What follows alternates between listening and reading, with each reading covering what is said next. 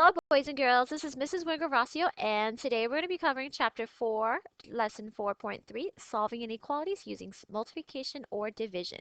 Reference pages to this can be found in your Google Classroom, titled 4.3, pages 140 through 143. Let's go ahead and get started.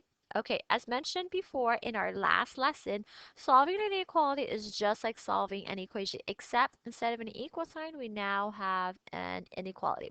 So for today's lesson, solving an equation or solving an inequality with multiplication or division, we're going to be doing the same thing. Our goal is to try to isolate and get the variable by itself by doing the inverse operation. So we asked ourselves, what is happening to the x? It's being divided by 5. So to get x by itself, we do the inverse of divide, which is multiply. So I'm going to go ahead and show you that. I'm going to rewrite the problem so we can show some more.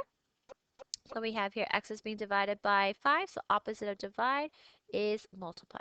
So I'm going to multiply this side by 5, and the reason why we do that is we want to get x by itself, just like we did in chapter 5, or 3, I'm sorry. So this cancels. X is less than or equal to negative 15. And that completes our answer to our solution. Now to graph this, we got to make sure that our variable is on the correct side. Is it on the left side? Check. If it is, we can go ahead and graph. So we're going to go ahead and graph this by drawing a number line, just like we did in the last lesson. Put 0 here, put negative 15 here, and put 15 here. And then we look to see, is this an open or close? And we notice there's an equal sign at the bottom, so that's going to be a close.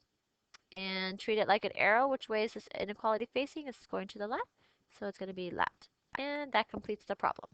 Okay, so again, it's very similar to our previous lesson and chapter. We're solving by multiplying or dividing. So I want you to go ahead and give problems 1, 2, and 3 a try. Don't forget to solve for the variable by doing the inverse operation, and don't forget to graph. All right.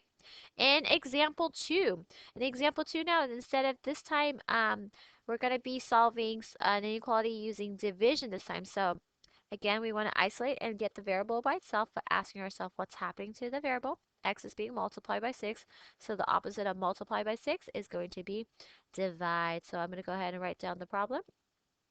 And then we have here divide. So we're going to divide both sides by 6. And the reason why we divide by 6, boys and girls, is because we want to get the x by itself by doing the inverse operation. So this cancels. X is greater than, and negative 18 divided by 6 is going to be a negative 3. So then that completes our solution. Just double check to see if x is on the correct side, the variable. And it is. So since it is, we can go ahead and graph it. So we're going to put 0 in the middle. We're going to put negative 3. Again, you only need 3 numbers. Negative 3 on that side and 3 on the other side. Then what we're going to do is check to see the inequality if it has an equal sign. And it doesn't, so we're going to make it open. Treat it like an arrow. It's pointing to the right. So now we have our solution. So that means x could be any number that goes towards this arrow. So x could be 0, x could be 1, x could be 2, x could be 3. But x cannot be a negative 4. Because if it's a negative 4, it won't make the solution correct. Okay, I would like for you to give problems 4, 5, and 6 a try on the same page for homework. And so feel free to pause the video to solve down these problems. Okay, this is very important for today's lesson, so make sure you write this down. When multiplying or dividing by a negative, you must reverse the inequality. So let me go ahead and show you some examples of what I mean. So we're going to do the same thing we did in the last two examples, but if you're dividing or multiplying by a negative, you must reverse the sign. So here I have the example.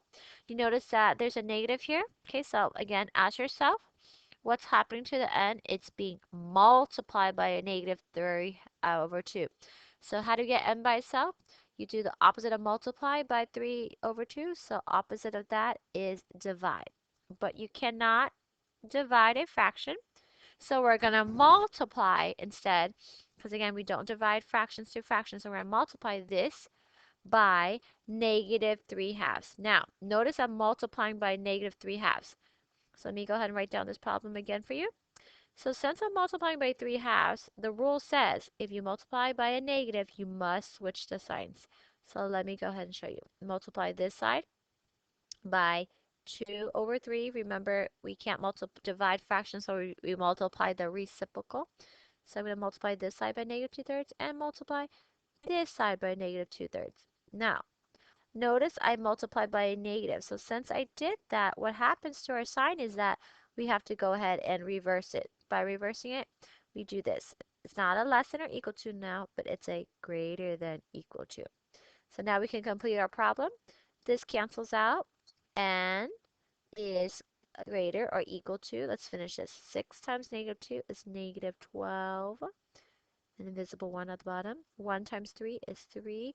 Can I reduce that? Yes, I can. So we're going to say that's a negative 12 divided by 3 is going to be a negative 4. So then we're going to go ahead and bring down our sign here and bring down our sign here. Notice I had to switch my signs because I multiply by a negative 2/3.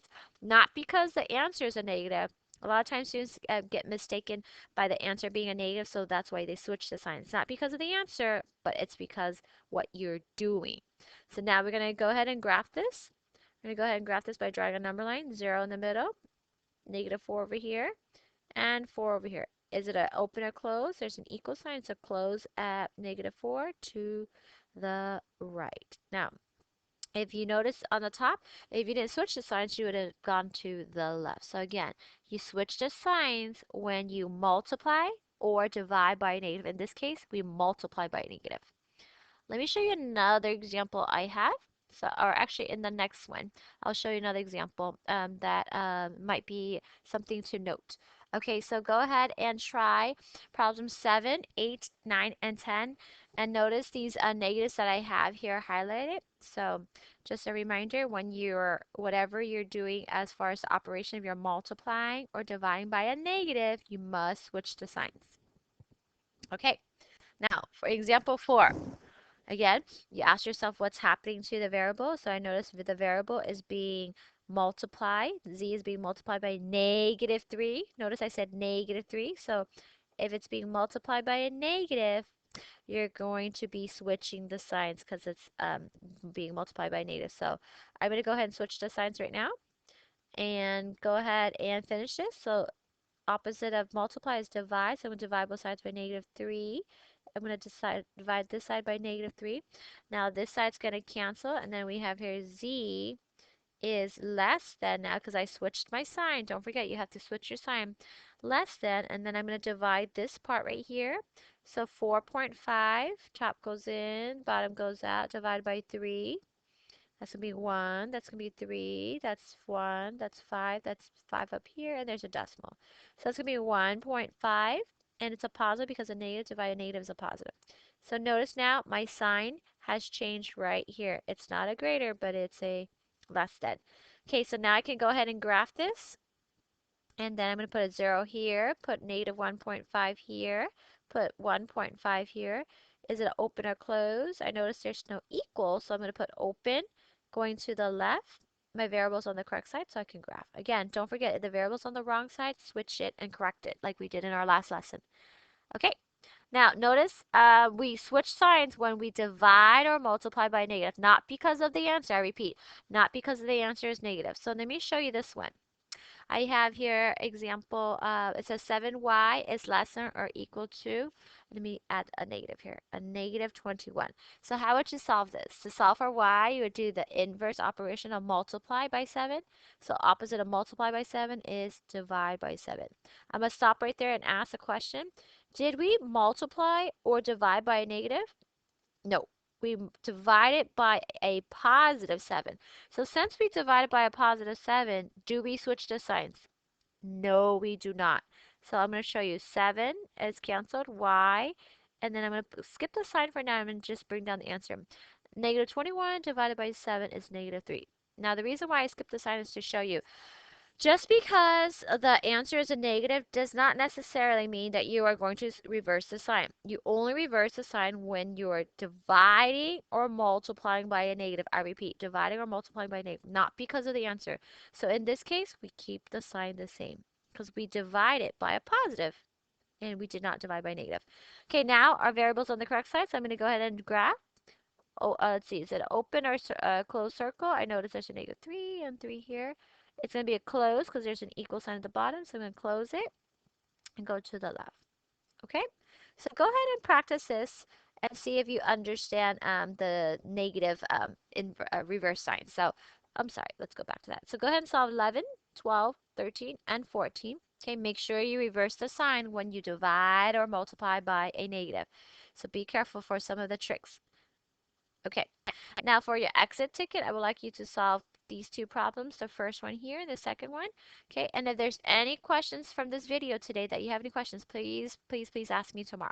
Have a great day. Bye-bye.